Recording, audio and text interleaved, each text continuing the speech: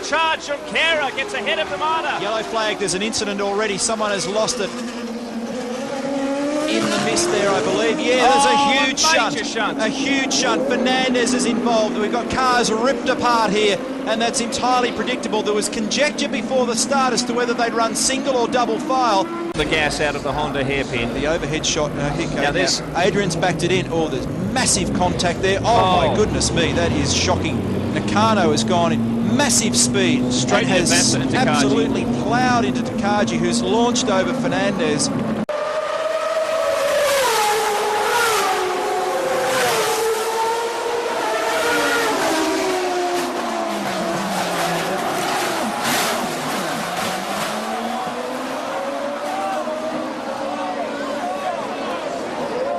Still got to get through 2 and 3 on the first lap. Nicky Rudd gets the jump. He's the early leader. Oh, trouble! Steve Park is off into the infield. Another car valve over on his lid. It's Parkindale Jr. Terrible crash.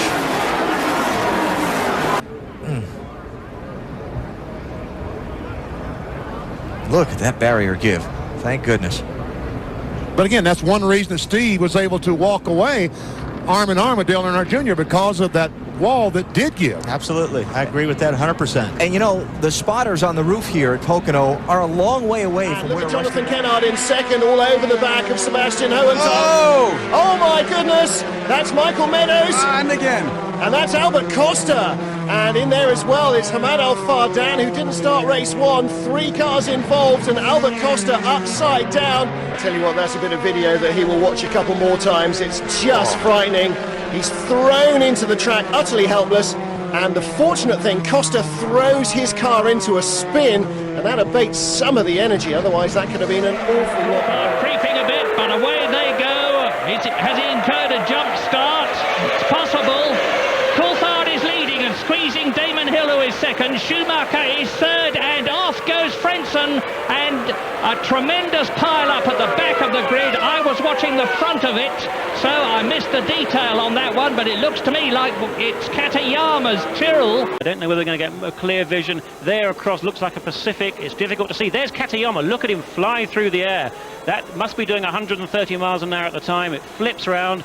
Great strength in the chassis of these Formula One cars. Back comes the Minardi of Luco Badoa, and then Roberto Moreno, I think it is, in the 40. He's the one that comes into the back of Katayama, whilst Diniz, his teammate, sorry, I beg your pardon, whilst, yes, there it is, Diniz, I think, he comes down.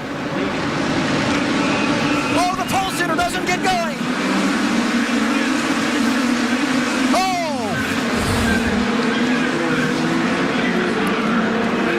There is not a worse place to stall than at the start of a race. I hope they're okay. That short time span, Eddie, it's just about impossible. Hunter Ray did an exceptional job missing him. And that's Munoz is the one that decided to change lane from the right to left. Yes. And when he did that, he blocked the view of the cars behind him, and they found themselves with a stopped car in the middle. Who has taken the lead in that Lamborghini. The other Lamborghini of Thomas Enger was pushed onto the inside line, and there's a bit of contact maybe in the middle of the pack. Everyone just about squeezes through. We go on board with Alex Zanardi, but it's Jeroen Bleekemolen who's off, and that's a spin. Oh, and that's a big accident for the number 88 machine, which is the Reiter Engineering car of Stefan Rosina.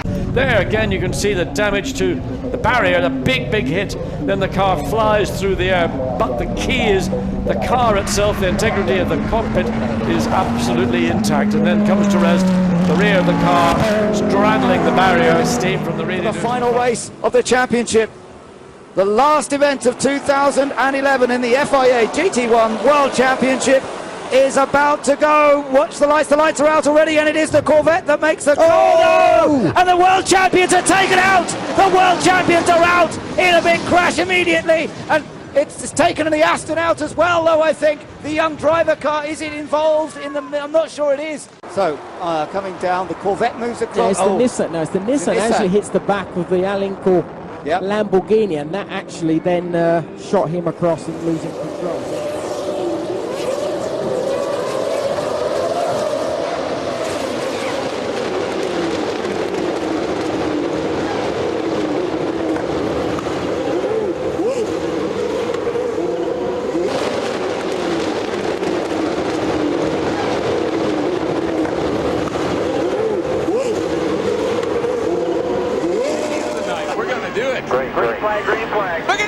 Look at it, boys. Let's go racing.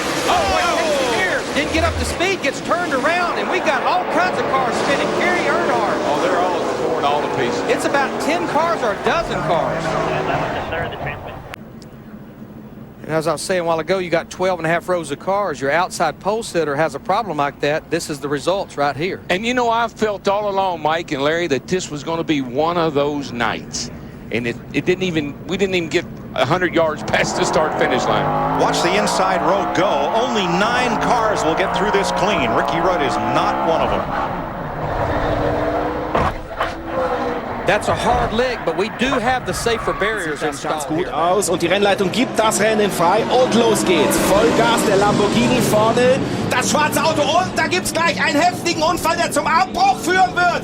Mit einem mehrmaligen Überschlag. Das ist mal richtig in die Hose gegangen und das muss rot geben. Um Gottes Willen, was für ein Unfall. Der Mercedes, der HTP-Mercedes, der war eigentlich ausschlaggebend. Der hatte schon mal angezuckt und dann musste er zurücknehmen, die Corvette. Die 1er Corvette ist ausgewichen und dann ging das eigentlich los, diese Kettenreaktion. Das müssen wir auch jetzt nochmal uns in Ruhe anschauen. Aber der HTP-Mercedes von Maximilian Götz, der hat kurz gezogen.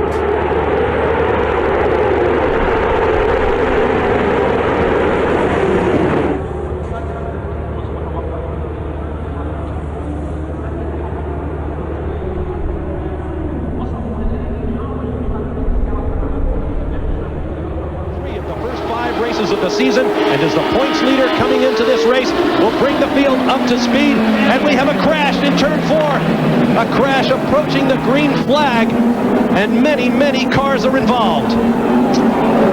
The safety crews are working on them. Let's take another look, Scott. Well, it looks like Jimmy Vasser on the pole position just turned right. Now, I would say something must have went wrong with the car, because if he got on the gas too soon on cold tires, usually the car would go to the inside like we've seen before. Side. Benani with the inside, Huff trying to come back around the outside so that he gets position for the tight turn 6. And then contact into the barriers they go. Norby gets a hit. It is in fact Benani's car that basically almost came through Ted Bjork's windscreen. Tarquini coming by John Philippi, and look how much you can see, absolutely nothing. And then suddenly everything is stationary. And that nice start from Coulthard, great start from Schumacher. Schumacher second. Schumacher has passed Mika Häkkinen already. And is going for the lead, and off goes. Now they're going to stop the race, no doubt about that at all. Look back, and you can see that as Wurz goes over the curb, and behind him was Jean Alesi. There is the Prost of Jarno Trulli. I think what happened, Murray, is Wurz is obviously coming near miles too fast. You see him coming from the left there. He just hit Alesi. The car's turned over twice. Big shunt, actually, very big accident. Lucky enough, it was just where the gravel trap, so unfortunately he wasn't. Der Bruno hat wahrscheinlich jetzt noch eine Position verloren. Es geht jetzt ganz eng hier zur Sache. Sofort. Und der Tom dreht sich. Sofort der Konter von Bruno Spengler und ein heftiger Unfall. Ach du grüne Neune, hoffentlich ist da nichts. Es sah fast so aus, als ob Christensen da ein bisschen übers Gras oder über den, von der Strecke abgefahren ist. Und da, als er zurückkommt auf die Strecke, verliert er die Kontrolle über das Fahrzeug. Und dann dieser heftige Treffer von Alexandre Premat, den wir links hier wegfahren sehen, im Grau. And immediately Jordan King is trying to get alongside as we've got Peacock in the background there. They all funnel through. Harriado and a spin for Gasly. Gasly goes round and is clobbered. Oh, a horrible accident, eliminating multiple cars. Oh, but look at Gasly here on the inside. Had a little look at Marcello. Never going to happen that, but he ended up just spinning it. And here he's got to put the anchors on, but he rolls back into the track, and that rear right gets smacked by Nato in the Arden, and then they're all just passengers straight towards that barrier. His 2 wins so far this season, and away they go. John-Nick Van, 6 times a race winner, hasn't made the greatest of starts on occasion though. That's not too bad. He's almost alongside Ollie Webb, trying to tuck back in. Carlos Huertas right on the inside, still there. Oh, contact! And Huertas on the grass, and he'll be in the wall. Yes, he is. Meanwhile, back down to the first corner. Oh, and Van has hit Webb, and cars off everywhere. Well, who escaped that? Through the S's. Through the S's, uphill, left, right, left. Oh, 1 car off. Scott Bully in the way, and we're stacking them up. Oh my God. My. One car up and over the fencing. Wow. Let's look at this again, Larry. Two cars make contact there, including the 26 machine, Scott Bully. And these cars just start stacking up behind him. See Corey Heath come in there in the 12 car. Is that the 21 of Troy Williams that goes right up and over the wall? It is Troy Williams. I think he's going to get back. Uh-oh, got another car around over here coming through turn 8. Oh, no! Hard lick. Kenny Slater got Sterling Marlin in the 14 car, and they're still stacking up. Casey Mears. one car, T-bone Schrader extremely hard. Oh, it was an incredible lick. See Kenny go around in the 21 car. Now here's where it gets ugly. He backs right out in front of Nowhere for Marlin. Sterling to go, nowhere for Hubert to go. Look at Boyer, sneaks right through there.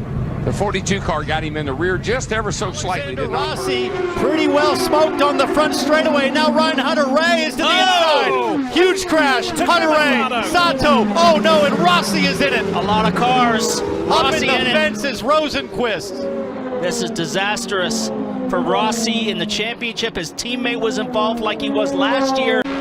Already banging wheels already, so close. But here, watch Sato, and then he just turns on him. Oh, and Hunter-Reay was kind of tight Rossi down has below. No steering for Rossi now.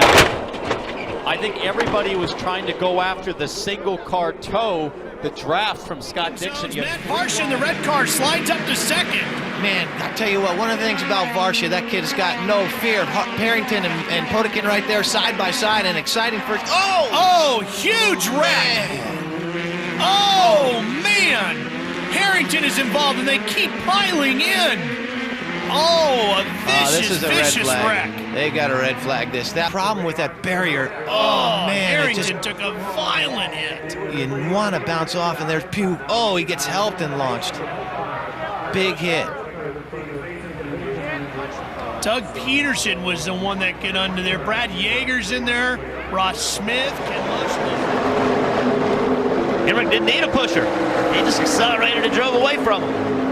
Oh, hard into the wall already. The 7 and the 20. Two of the main contenders for the championship. And Cole Custer, Cindric.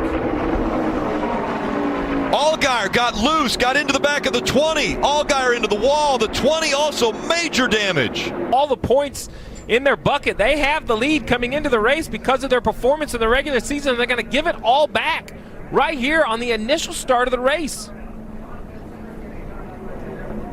98 getting in there.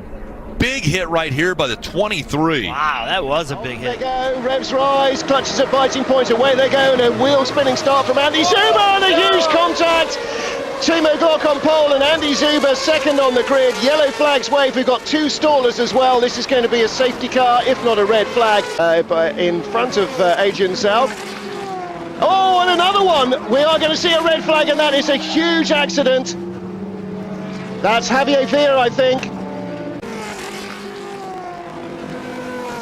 So, dramatic accident moments ago as Ernesto Viso barrel rolled over the wall, over the top of Michel Amamula's car. 魂のレースリバースグリッド果たしてどんなスタートか本山と横溝さらにリバルそして平手も行く本山がいいスタート後ろで ARTA の2台だ ARTA の2台だスピンしているのはこれは伊沢ですねそうですね、井出と伊沢ですね。さらに Side by side, all kinds of shenanigans going on behind it. Someone's tipped up in the air there. That's a big one. And that's gone a long way off.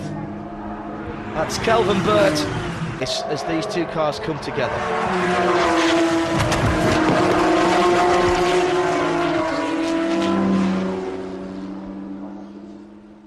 So Kelvin is extricated from the car. Do show us that as we go on board now. He definitely touched the outside wall of Reservoir Bend. Doesn't look as though there's major damage to the car, but we'll keep you informed as to whether... Oh, no! Oh, mayhem!